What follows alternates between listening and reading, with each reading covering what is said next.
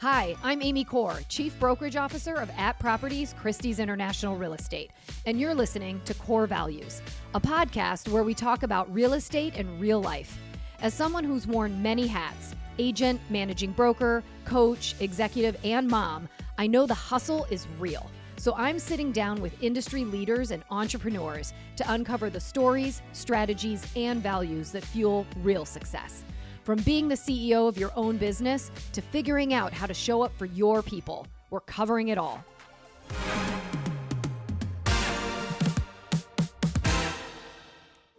My very first guests are two familiar faces, because who better to kick off Corr Values than my old podcast duo, Mike Golden and Thad Wong. Over the past 25 years, they've grown @Properties Christie's International Real Estate from a startup to one of the largest brokerages in the country. In this episode, we talk about why choosing the right people to work with is everything, and how they stayed ahead in an industry that never stops changing. You'll hear their take on the latest Zillow headlines, what agents can do to stay relevant over the next 5 years and beyond, and what they really thought of each other the first time they met.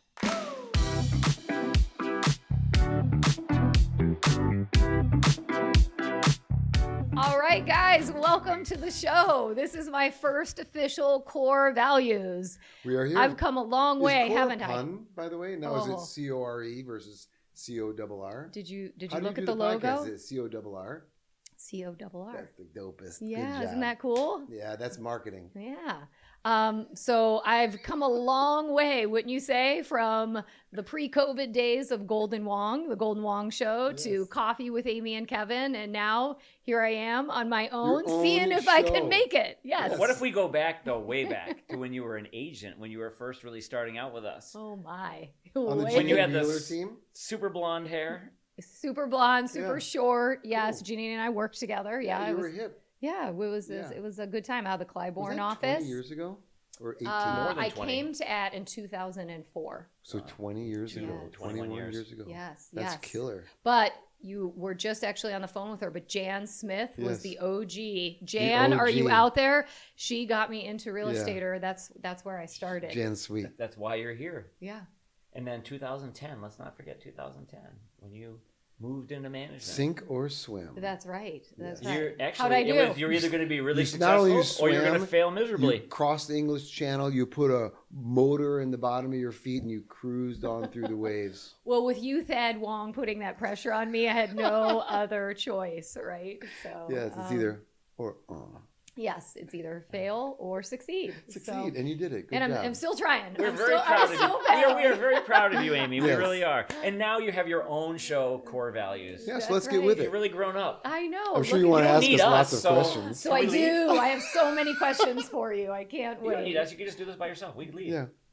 Not at all. You bring a lot of energy and a lot of entertainment. So let's get into it. All right, 25 years, right? We talk about my career in real estate and at properties, but the two of you started this amazing place in 2000, right? This is our 25th anniversary. And for all year. those of you paying attention, watching, or listening, we have not read the question. These are a surprise. Super blind, Super going into this blind. blind. Surprise. But I always feel like if someone's asking you questions about something about yourself and you don't have the answer, then that's really bad. Yeah. Well, we'll see. True test. We're going to see. Do we get Right? multiple takes? Yes, we'll have to cut, retake, right? All right, 25 years, huge milestone. I think all of us are, feeling the excitement because we've accomplished a lot in 25 years. The industry was a lot different in 2000. What's been the key to longevity and success? Like, what do you really kind of owe it all to? Is some of it luck, timing? What do you think, Thad? Let's start with you. I think it's a lot of things, but if I were to come to one, it would be perpetual drive. Perpetual drive. Always, you and I met earlier today. Even when things are going great, even if you're beating the competition, thinking about what's next and how to break what you're doing and how to improve it. But I don't want to say never being satisfied, because I think we spent a lot of time feeling good about the work that we did and the accomplishments that we made and the product that we were able to give to our agents. But I think we always wanted to improve that. And I think we're still doing it today. I think the things that we're on unveil with from private to prominent isn't something new, but I think the marketing around it and the consumer facing side will be great. So I think that it's still going today. So that's one thing we've had from day one to today. This drive and ambition. And I think like an entrepreneurial spirit. We were For talking sure. about that earlier today. It's sort of that drive to look at something and say, okay, we've gotten this far. Now do we need to pivot? Do we need to adjust? Like what's happening real time in the market or the economy, and always looking to do something else. Yeah, right? I think it's not just when you say drive, it's sort of like you also have to have confidence. Because what's the point of driving if you don't know you can succeed, if you don't know you can win? So there's a lot of emotions there, but I think that in the collaboration with everyone working together as it grew, we just always tried to make it better. We were never satisfied with what we had. We wanted to push it a little bit further. Yeah. I think for 25 years, Mike, and I want you to kind of dive in, but it's also this relationship the two of you have had. Not many people. That was the first thing that came to my marriages. mind was relationships. But then even if you have a relationship, you have to have drive. Yeah. So I was like, what comes first, the chicken or the egg? Those would be the two things from my side. But it's drive, but I would also probably say it's got to be some art of compromise, right? And meeting in the middle or knowing each other's strengths or weaknesses. Mike, what's your thought on? Yeah, I totally agree. I think first, just going back to what Thad said, I think it was just never sitting back and resting on our laurels. Never sitting back and saying, "Oh yeah, we've got it all figured out." Always trying to say, "Okay, how can we do it better?" We always wanted feedback so that we could improve, because we knew if we were constantly improving, we'd be able to evolve and we'd be able to create success for everyone. But definitely a key to I would say my success, our collective success, has always been my relationship with Thad, and just the fact that we had total trust that both of us were always working in the best interest of the company and the partnership. So we've been through tons of ups and downs over the years, but we always had trust in each other. And we didn't always agree on things. We've had plenty of disagreements over the years. We've we've gone through plenty of ups and downs, but we've always had that underlying trust and confidence in the relationship and in the partnership, and that definitely helped us. It helped us through a lot of, I think, difficult times, and and we always kept it light, kept it fun. So I think that was part of it too. It's trusting and enjoying the people around you was so important. Yeah, the downs have been really brutal alone, right? Like when you think about that, the downs when you're navigating and working with everybody and you're leading, I think that would be much more difficult if you're on your own. Yeah. Having a partner for me was essential. I don't think I really like doing anything alone, and so and trust is a big deal for me. Is having somebody that I can not only be aligned with towards a common goal, but that you can trust implicitly. When you have those two things, then it's sort of like all worries and all concern go out the window. Yeah. Well, and when I was thinking about 25 years and I had to put together a list of, a lot of like memories, one thing that I think of constantly is that we laugh a lot, and I mean, you in particular can't help. No one but, laughs at laugh. my jokes more than me. But even when things are hard, we've had hard times or stressful things, it's like we kind of always come back to not taking ourselves too seriously. We aren't curing cancer. That'd be a great thing if we were. Yeah. But, I think sometimes it's just kind of getting back to, if you're not having fun, then what's it worth, right? Yeah. And so I feel like that's one of the things I've always appreciated. Yeah, and if you don't like the people that you work with, I felt like especially early on in the first 10 years, the people that I worked with were my closest friends. Because that's where I spent all my time was at work. I was either working or I was at home with Emily raising children. And I had a couple of friends on the outside, but that was really where I spent all of my time. So I was at work, that's where you want to have the most fun. Yeah. And if you're creating and you're building things, you want to laugh, not take yourself too seriously, and build an environment where everyone can feel comfortable laughing. Yeah.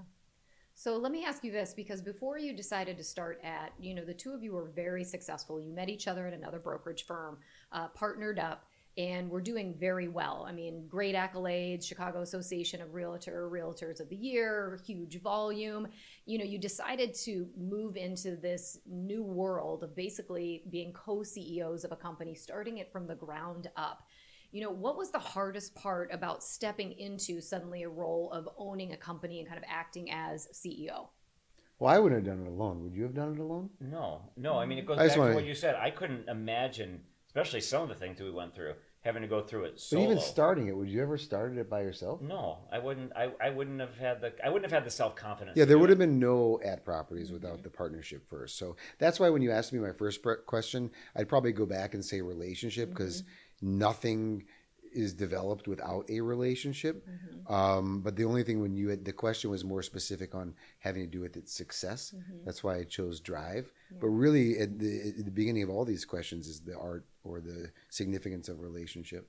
Throughout the whole company, I mean, it started with the two of us because it was just largely the two of us with a couple assistants, and we brought a couple people in, but then it grew into much more than that. And it grew into relationships with, think about you, more than 20 years with us. A lot of people who have been with us a long time. I mean, that's one of the things, I mean, you go back to what you're proudest of, and what I think is the coolest thing is the people that have been with us for such a long time, that we've been able to maintain those relationships and grow them, and seeing people like completely evolve. It's been fun, but I just think the relationship side of it was so critical, and that was the basis of kind of who we were. And you'd asked a question, was it hard to jump into the role of CEO? We kind of evolved into it. It wasn't like we didn't all of a sudden go from just being salespeople to being CEOs of a big company. It was like it was the two of us. Just the two of Right. you. And so for us, I think we were really fortunate that we were able to evolve into it, as opposed to all of a sudden having to embrace it suddenly. So it allowed us to make mistakes. It allowed us to learn and evolve and grow. And, and we're still growing and evolving. 25 years later, without a doubt, we're still improving and getting better and learning new things. And I remember like the vibe of coming into the Fulton office when I first came to AT, and I remember Janine McShay said to me when she brought me on, go have coffee with Thad and Mike, go introduce yourself. And so I remember going into Fulton and meeting you both, and it was like the office, it was kind of like a bullpen. Yeah. You went in, everybody was running around. You both had two tiny offices right next to each other, both packed with tons of stuff. I kind of remember that. No windows, but there was just this fun startup energy that was really kind of contagious. And I feel like that's the energy that I feel like you've both been able to, and then collectively with all of us continue to carry on. So to your point, it kind of, you don't start out as CEO, but you definitely evolve. So for agents that are out there, because I think so many, we talk about how agents are really the CEOs of their own business, and oftentimes they're great salespeople, but they aren't necessarily great business operators. What is your advice for agents when it comes to harnessing that mindset as they're wanting to grow, especially as they're becoming team leaders or bringing people on? Like, what are some of the things they really need to think about when it isn't suddenly just themselves? Well, I mean, I think one of the things you have to do is embrace people or resources that you're not good at. I was going to say that. Really? Yeah, that was exactly what I was just so I was going to say, it was like, go get some books to read about things that you don't know.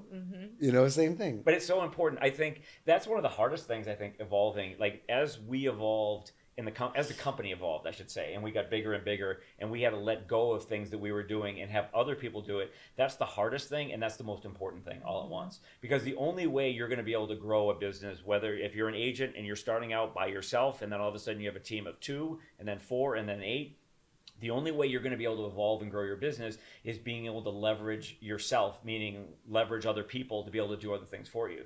So you have to learn how to bring people in who can support you in ways that and do the things that maybe you're not as good at, and then you have to have a degree of trust that they're going to be able to do it on their own. You can't micromanage to a point where no one can do the things that need to get done without you being involved. So I think it's letting go sometimes of certain things can be the hardest, but it's also what's going to allow you to be the most successful.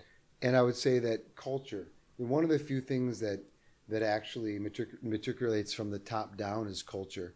So when you say coming into Fulton and everyone laughing and feeling comfortable in their own skin and knowing that they belong and knowing that they're valued, that culture, establishing that is so crucially important. Sometimes entrepreneurs are so driven to do the absolute best that they can possibly achieve, they can forget about the culture in the sense to embrace the relationships around them. But taking the time to build the relationships, asking questions, listening to answers, just so everybody feels that they have equal footing and again contribute. Like when the earlier question about becoming CEOs, I honestly think that we were gradually elected as CEOs, because I think that had we had resistance during the first 5 years of the company, and as we were growing it, had there been a number of agents that were resistant to our leadership, that we could have easily been ousted. There would have been some kind of discussion where agents were coming to Mike saying, this guy's got to go, or whatever. It was such a growth atmosphere. That's the time where leaders are usually kicked out.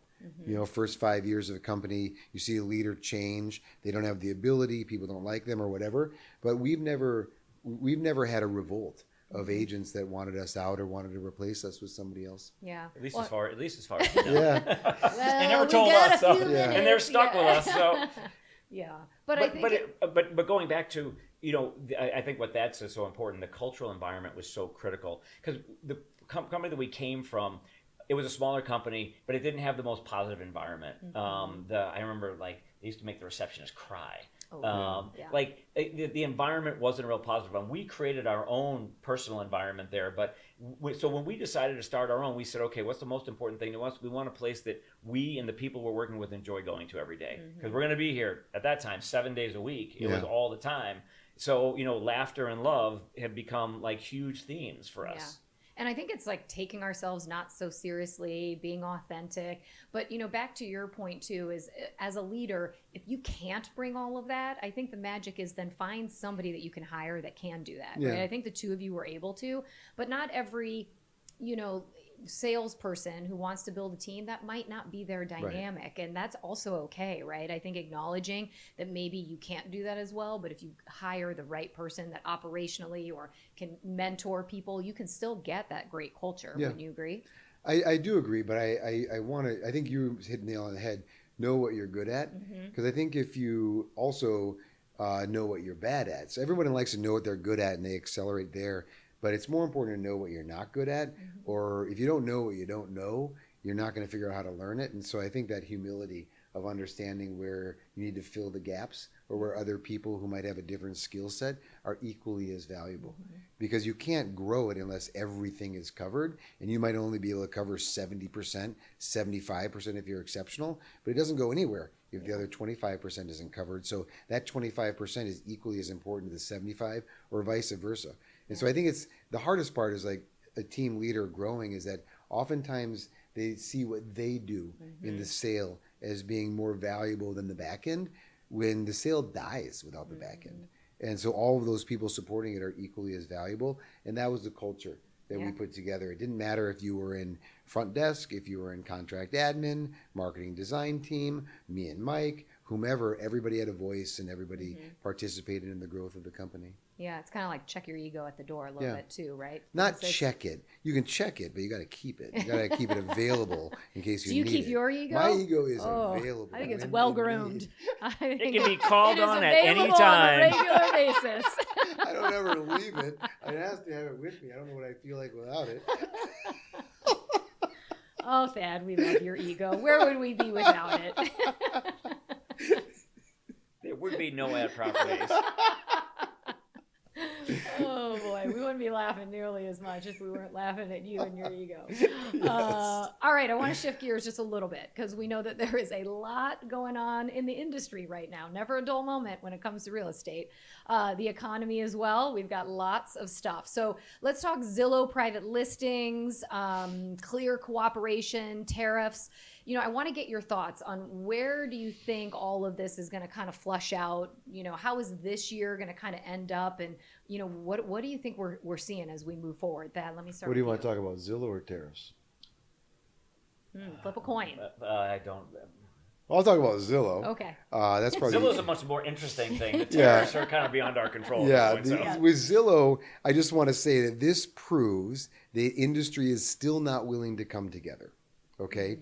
The industry wasn't willing to come together at the beginning of Zillow when Edina Realty said, hey, we're not going to syndicate because we see the foul play that Zillow's up to, using our data to generate a company value to then sell it back to us. And then what happens? Every other brokerage around Edina in Minnesota used it. Their agents used it to capture listings. Your house won't be on Zillow. And so Edina said, oh, I got to participate and go back to Zillow. That was maybe, 10, 12 years ago. And now, when Zillow is flexing after it's now worth more than all of the top 25 brokerages in the country combined, and it has the listings, it's now flexing its power by trying to generate and set regulation on the industry. And now what did that do again? This should be an obvious one that every brokerage should be against. Obvious. But what are they doing? A couple of them say, yeah, Zillow, good job. You can do it. It's like unbelievable. At what point, what is it going to take for every single industry to put everything aside and say we're coming together in the best interest of the consumer. Yes. The consumer first, not the company. And you have to take that risk, saying if we're not doing everything to empower consumer choice, freedom, capitalism, open market, to drive innovation so companies can grow, but you're actually going to be opposed to that by having a private company and still regulation on an industry, that is sad. So for all those companies out there, all those people that think Zillow's on the right track, it doesn't matter if you feel like a house will ultimately, inevitably only sell for more if it's on the MLS. Every seller should have that right and freedom to market their house how they see best choose with the their strategy. agent. Yep. It is crazy that, what is it, EXP and I don't know, Redfin and I don't know what the other one is, Keller maybe, that I don't remember, but that say this, and it's sad because that is something that is just completely wrong.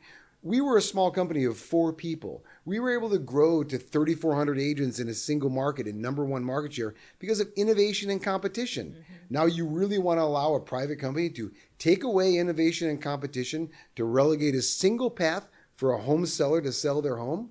Like, that as an industry is too much. That is probably in 25 years the most embarrassing moment I've seen is right now. That some brokerages and people are saying, hey, Zillow, yeah, come on in, regulate our industry, that we're here to serve the public while you're really there to serve shareholders. That is, to me, baffling, and the only thing I can't understand. How will it end? I don't think Zillow wins. Yeah, I think they flex too far. They flex too far. Yeah. And I think that you can take what, I don't know if it's ERA or EXP, it's one of the E's, and whatever company, and you guys can go ride it. But everybody else is going to say, you know what? We did too. The pendulum's going to have to swing back. Brokerages missed the boat by giving all the inventory and trust and all these things, and they got worked, and now it's coming back to bite them. And I think agents are going to know that Zillow is the place listings go to die, right? If we can't get listings sold for the highest and best price, then you go to the kind of like portal where it sits out there and they give you a Zestimate that's below your asking price, that tracks your market time, that tells you every time you lower the price and doesn't work in the best interest of the seller. It works in the best interest, biased for the buyer. Like, at that point, you know, that in all reality, our job is to work for the seller when we work for the seller, is to work for the buyer when we work for the buyer. And there's new ways to create exposure. You know, back in the day, Zillow was it, when it was like kind of the new idea of how do I get it out into the world in front of all of these people. Now you've got Instagram, LinkedIn, Facebook, like actually so many of those social platforms are doing a much more incredible job, and it's in the control of the agent and the client of how the property is being conveyed or marketed. So, you know, we're actually seeing that Zillow isn't even getting the biggest looks, you know, so there is a big shift going on right now. They're getting looks, but let's face it, I think there's like 4 million resale single families sell a year. They have 168 million IP addresses. The people that are really buying and selling homes, only over 90% of them are working with agents. If I can create an environment where there's a sense of urgency, where buyers have to compete for your house before it goes on the open market, and you can create a non-contingent offer that's above your asking price that we know is a fantastic price, why wouldn't you want to take that? Why wouldn't you want to take that path? And why wouldn't you want to be able to offer that path to a seller? Yeah. So, Mike, maybe tariffs are easier to talk about. Well, you know, there's not much to talk about with tariffs. We'll see what happens. But on the Zillow front, first of all, I couldn't agree more with what Thad said, but I have a little bit of a different perspective on it, because when you take a step back, everyone's position is completely self-serving. Everyone's position. Of course, EXP or HomeSmart or these other companies are trying to align with Zillow because it's better for their business, because they will have a little bit of a harder time competing with a company like Compass or us that has more market share, that has more control. That offers a higher value proposition, that offers far more resources. But call it what it is. They're couching it in, it's better for the consumer. Yes. Well, first of all, why are they the ones dictating what's better for the consumer? Why can't the consumer dictate what's better for the consumer? Consumers aren't stupid. They're making good decisions. Not allowing them to make the decisions is saying, consumer, you're dumb. You shouldn't. I have to tell you what to do. Because you're not smart enough to do what makes the most sense for you. I think that's idiotic, personally. But when you take a step back and you realize, okay, everyone's being a little self-serving, so what's the right place to be? Well, look at what just happened legally in our industry. I mean, our industry got slaughtered legally because we were trying to control the consumer. We were trying to control what a buyer's broker was getting paid, what a buyer basically was, not what a buyer was, but what a buyer's broker was being paid. So basically what a buyer was going to allocate to their broker. And we got completely slaughtered in that lawsuit about controlling the consumer. Well, how is this any different? This is the same. It's a slightly different, same theme, slightly different issue. But again, it's about control. And obviously the courts, the DOJ, nobody wants our industry controlling the consumer. So I view that we're on the right side of this legally. Whether you agree or disagree, there's how it's going to end up legally. So I agree. I think Zillow, I think they lose in the end. I think they're going to fight super hard because it's in their best self-interest. And there's a tremendous amount of money at stake when you look at the value of that business and some of the other businesses that carry those kind of values. But in the end, I think they lose because what their position makes no sense. Yeah. I mean, we've had a lot going on. I mean, there's been a lot of noise in real estate. So looking ahead at that, what do you think the industry will look like 5 years from now? And for agents who are in it right now, whether this is their, fifth cycle in real estate or they're kind of brand new, what does an agent do today to really survive and kind of be here in 5 years? It's funny we glazed over tariffs. We can go back to tariffs, but going back to tariffs, in the end, like tariffs may drive up the cost of homeownership. The tariffs certainly could drive up the cost of building. And right now we're a wildly underbuilt market kind of throughout the United States. We have a lack of housing, so tariffs are a problem. Yeah. So hopefully it this equalizes itself out and the tariffs go away and we get back to normalcy. But I think it's going to be a little painful in the short term. Yeah, it's also something we can't control. 100%. Yeah, the Zillow thing we can control. We can just play an active role in. You can do whatever you want with the tariffs. You can speak to your Congress people, et cetera, but that's about, you have very little control. Yeah. So your next question is way better, is what can agents do or what does the market look like in 5 years? Do you want me to go? Sure. Okay. You like to go first. Yeah, always ready with 5 years from now, so that's 2030. Everyone write this down. Well, I think there's going to be, prediction. I don't think it's going to be that different in the sense there's two sections of companies. I think there'll be greater and greater consolidation, and there'll be larger companies that provide full service to the agents to distribute to the consumer, a very high level of service when it comes to everything from staging, everything you could possibly imagine through technology, innovation, and human power 5 years from now will be up here. And then there will be the low-cost service providers, agents that go to the cap models or the areas that they pay the least, that provides them the least because they don't have to pay them so much money. And there'll be like those two segments. There'll be very little in the middle. There'll be very few mid-size independents. I just think that it's going to be very hard to compete when there's so much investment going into technology and to services. And from an agent side, I feel like we're going to continue to see where that team kind of becomes that mid-sized brokerage that gets eliminated.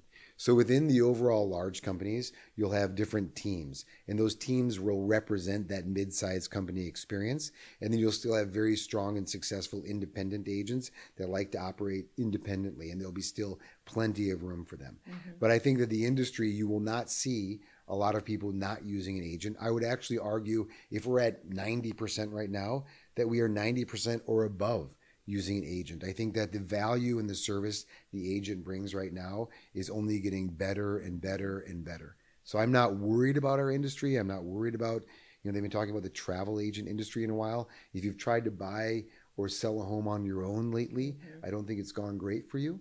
And where there's lots of testimonials for a lot of success with phenomenal agents, and the level of professionalism in the last 25 years in the industry has skyrocketed.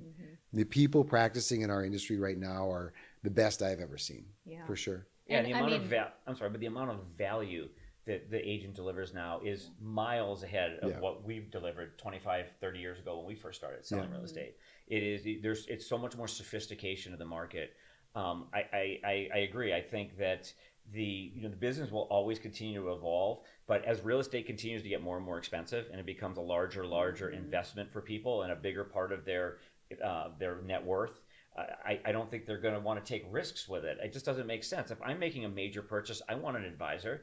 I want someone to help me understand what I'm buying so I don't pay too much and I buy the right things. So I can't imagine that agents don't become more valuable. And we've seen it. Even after the litigation and the lawsuit, There's been all these articles. Commission rates have not come down. If anything, they have gone up a little bit. People do value the agent, but it's all about the value of the service. So you ask, what can agents do over the next 5 years as the business evolves? Continue to find ways to deliver more value to your client. And that's in the transaction, before the transaction, after the transaction. It shouldn't all just be about the transaction. Be a consultant. Be a resource, be the expert for them, and make sure that you are the person that they're going to go to for all of their real estate needs. If you become that central part of their kind of real estate world and whatever, then you will continue to have that kind of value, and they'll continue to come to you when they're buying, when they're selling, and they're referring friends. So to me, it's all about finding different ways to create more value for your clients, plain and simple. And so it's like embracing our training and coaching. Our, the team that you've put together truly helps people understand how to deliver a better value proposition to the consumer, because that's what it's all about. It used to be back in the day information. We talked about it when Thad and I both first started selling. We had those big books and everything. You had to come to us because we had the information. Well, now it's not about information. It's about creating a value. It's about delivering a service. So find ways to deliver a better service, and you will continue to evolve and be successful. Yeah, and making the consumer feel very confident that they're in your hands and you're taking care of it from A to Z. It'll be interesting because I think there's going to be a lot more tech that comes into this space that is helps with all of like the in-between stuff. Like you had said, staging is going to become more efficient.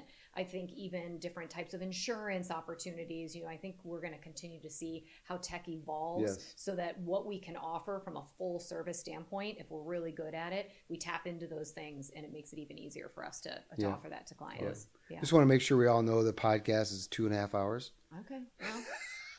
I'm seeing the time clock go to 30 minutes. I'm like, how many questions do you have, Amy? I got to get a haircut. Yet? Are you worried? And I'm you got a okay. haircut? So we have 2 more hours.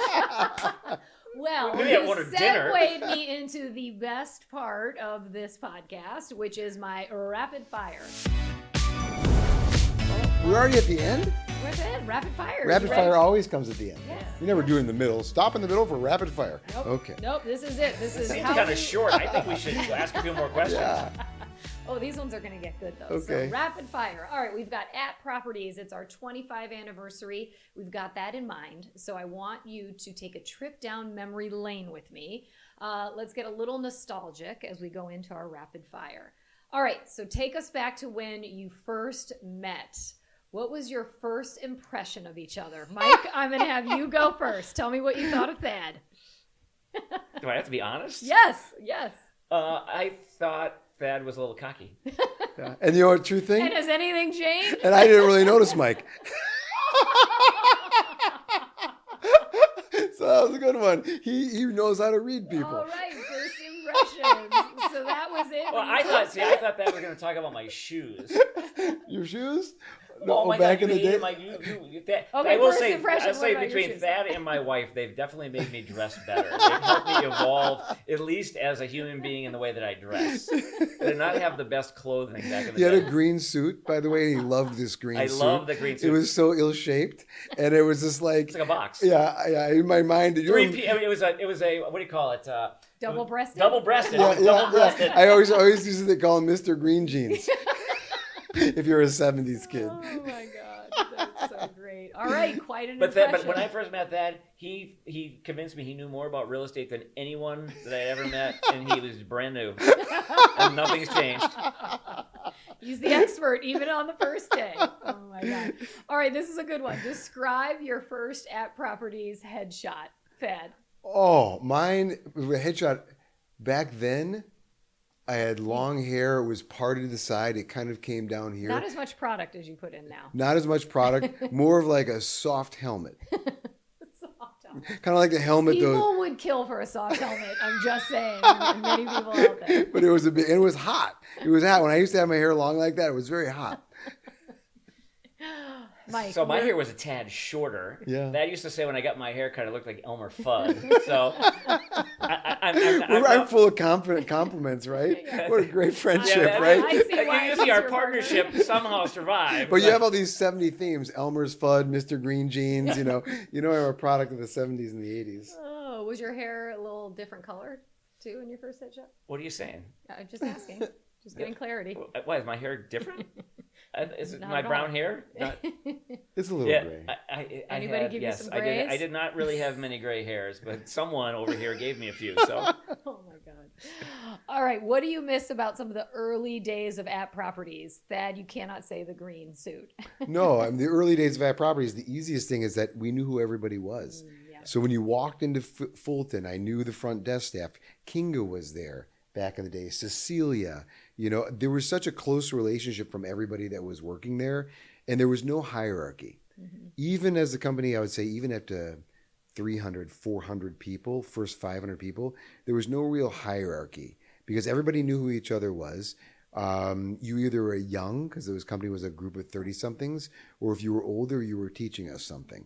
And you were kind of the sage. So everyone knew their role, and it was just a light-hearted, very easy place. And I think everybody was in everybody else's corner. Everybody wanted everyone equally to succeed. There was less competition internally. Yeah, it was a good group. it was very team oriented. Yeah. I mean, that was one of the big differences, I think, as we started out. Where other companies, it was very cutthroat. Yeah. You never told anyone what you're working on because you're afraid they would take your business. Where I think the environment we had was much different. But I agree. I was going to say the exact same thing. It was just. I mean, being smaller was fun. You could be boutique then, and it was fun and it was cool. Now you couldn't survive like that because you need the resources. But we knew everyone. Everybody took care of everybody. Yeah. And I think we still do to this day, all of the staff, all of us employees. We were all young though then too, pretty much. I mean, not everyone, but it was a younger group in general. We all hung out together. Yeah. We didn't have families. So it was just different, and it was like our life because we were there all the time, 24/7. Yeah. All right, I like this. If there was an app properties time capsule from 2000, what would we find inside? The green suit? No, I'm kidding. Pair of broken glasses. Yeah. No, I would say one thing, our first listing presentation, developer and seller listing presentation done by Grady Campbell. Grady Campbell. Okay. And we spent about $10,000 on each, Wow. which was an astronomical amount of money in the year 2000 for a startup. We had the best listing presentation in the market, and we had the best developer presentation in the market against our largest competitors. Cool. And we showed agents this when we were recruiting them. They were like, "What? Wow, this is amazing," because we invested in collateral material. And that was our first one. Yeah. So I would say that from our marketing testament, our commitment to marketing and branding, that was the mustard seed. And a ton of print advertising. Yeah. You see a ton of print advertising. Yeah. So that would be in the time capsule. A Tribune Sunday real estate section. Oh yes, 100 pages. Yeah. 100. It was 100 pages. Yeah. And we were the number one advertiser at one point Yeah. because of all the development we were selling. That's pretty cool. I think that yellow would be in that time capsule. Oh, that color yeah. yellow. Yeah, the yellow, the first yellow on the business card. Yeah. I have our first business card. I still have some of them. This is great. What was your biggest fake it till you make it moment when you started at? Biggest fake it till I make it. Well, that's a theme in my life. I've become very good at faking things. Fake it till we make it. There were a lot of things that we acted as if. Sometimes you act, sometimes you have to behave that success is inevitable. And so if you have that mindset that success is inevitable, when you're faking it, it's not really a fake because you believe you're going to get there. You just don't know it. Yeah. What about I a remember. car? I can tell you our biggest fake it till you make it moment. Oh, no. When we walked into Bill Smith's conference room and found the letter from Millie Rosenblum to pick up the five. We had left our company. We had 600 pending transactions when we left at Property Consultants. Wow. And didn't get paid on them. And we started this company because Bill Smith pushed us to start it. And so all of a sudden he was going to do this high rise, and we were meeting with him, and we were going through floor plans, and we were pricing and doing finishes. And one day we walk in his conference room, and there's a letter from Millie Rosenblum to him about how she's going to market the project. And do you remember? Yes. We're like, oh my God, we just gave up everything, and you're not going to hire us. And we ended up in Bill's office, and we basically, I wouldn't say we couldn't force him to do anything, but we convinced him that we were going to sell the thing out in no time. Yeah. And we were 100% confident that we were going to be successful, and basically guilted him into hiring But we were us. successful. We were. We sold half the project. I know the fake it till we make it. I just figured it out. Okay, you got it. One. Our website.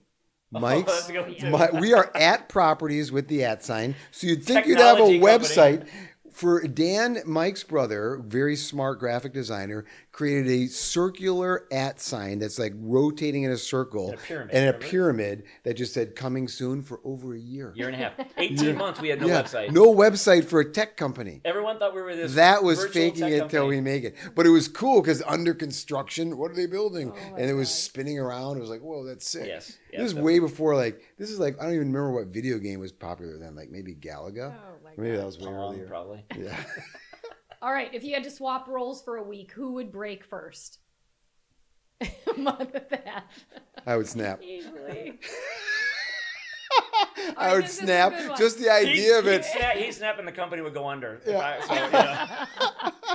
Good thing that wasn't an option then. All right, knowing what you know now, what advice would you give your younger selves when you started at Mike? I think that I would say some of the mistakes we made were not investing in resources fast enough.